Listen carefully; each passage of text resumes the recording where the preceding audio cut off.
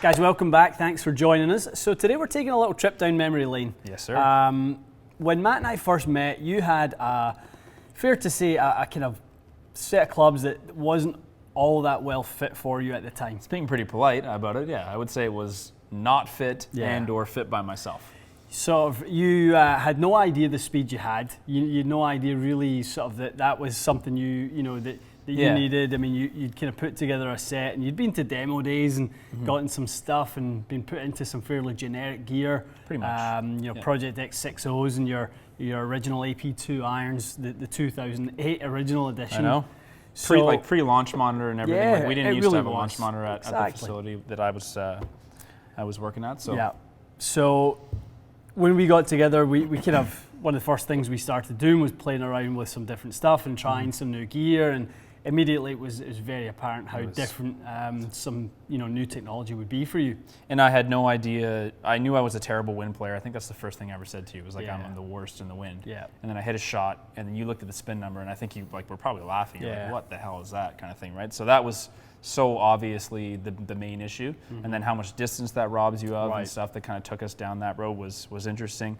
And then the shaft being a bit soft, leading to kind of some inconsistencies. All that stuff, it didn't get more sort of immediate improvement than that as far as I'm concerned.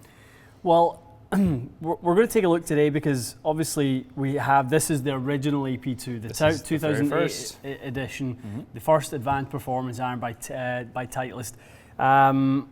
And obviously this year they have departed from the AP line into the new T sort of 100, 200, 300. So we want to kind of have a look at the first edition in both models, T100 versus original AP2. That's a good point. We're going to have a little fun with this one and overlay some of your swings from then. Your swing has changed a lot. A little bit, eh? It's a couple of things. Yeah. So pretty cool, and it's actually not that long ago, realistically. It really it was December 2017. It was when we sort of first met, and 21 months. 21 months. So a lot has changed.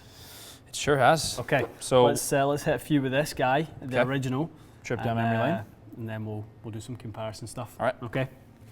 Aside from being battered up, it was never a bad looking iron to address this thing. I think they've come a long way in thinning the top line. Yeah. But it was always a nice looking kind of.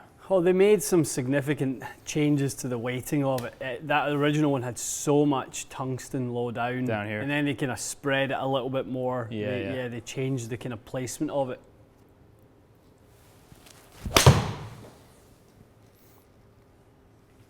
Get them back in the bag. I know. Go ahead. Immediately.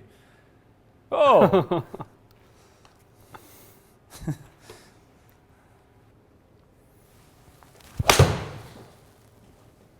It's nice. A little better.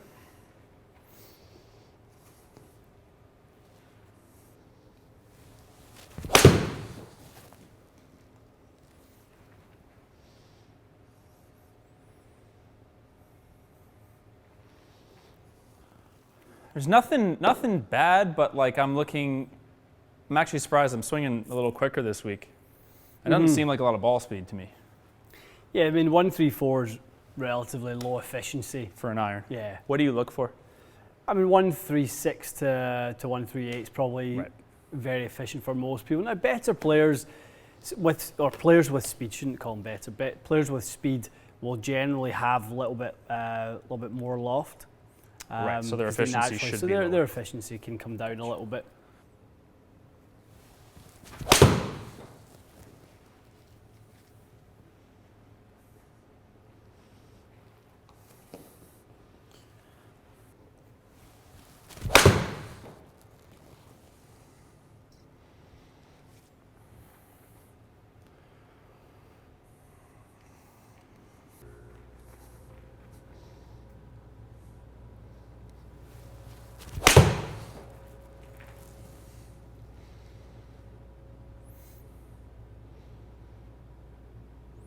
Instantly different, isn't it? Yeah, the fade went further than my best shot.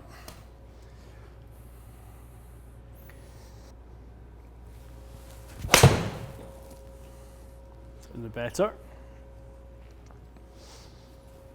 Just need a couple to used to the weight.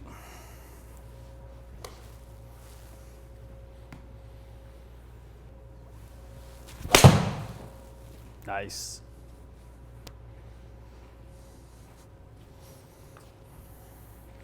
Definitely feel a lot more pop. It's quite interesting. We need to move this green back a little bit here. Yeah. It's quite different.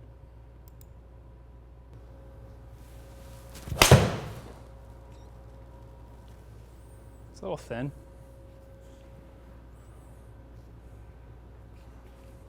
Not a bad miss though. Nice, nice, nice, nice.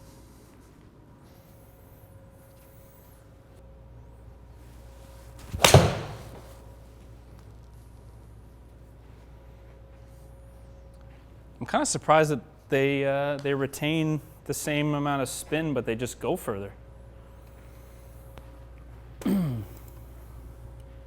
actually pretty cool to see. Sort of like the dream scenario almost, isn't it? Okay, so 11 years clearly is quite a long time when it comes to the evolution of golf clubs. They've done some work. Absolutely. So we kind of saw some very, very similar delivery numbers. We talked a little bit as we went through about this kind of efficiency number and what that means. And most people, know that smash factor in the foresight world. That's efficiency ratio.